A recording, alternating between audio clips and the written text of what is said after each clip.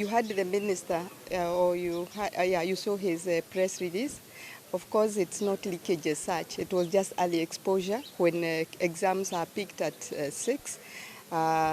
Some of these bad people then go and open earlier than is stipulated by NEC regulations, and of course they take pictures. That's what has been happening, and you know that these people have been apprehended, and since then you haven't heard of any early exposure. I think the minister's press release was comprehensive on that.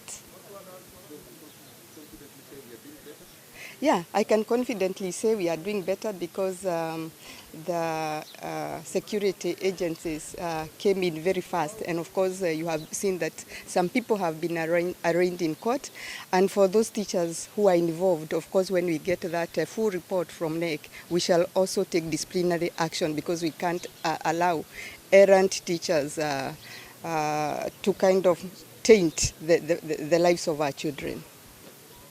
We have trained 229,000 teachers, and we have been doing it progressively as we go on to the upper grades. So in the past, 229. In April, we are also training 60,000 teachers for the junior secondary. And so I can say again, and I can assure the public once again, just like I did when we were launching the exams, that actually teachers are ready for this, for the implementation of CBC, and they are well trained, and we shall continue training them progressively.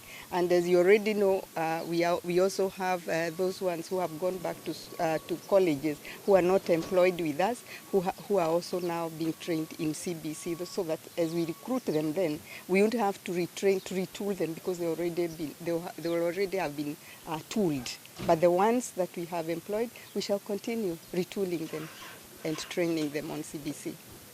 Financial year, we make a request, a proposal to get a budget for 20,000 teachers, because if we got 20,000 every year, and we already, for example, currently have a shortage of around 100,000 teachers, then you can see that is it in 5 years we would have closed that gap, because also the access has increased, and the transition. Of course, we would still have a gap, but it wouldn't be as much. But we always get a budget to recruit 5,000 teachers. We are hopeful that we shall get more this time. I don't know. You know, we are competing for limited resources, and this is an election year, but we are hopeful that we shall get.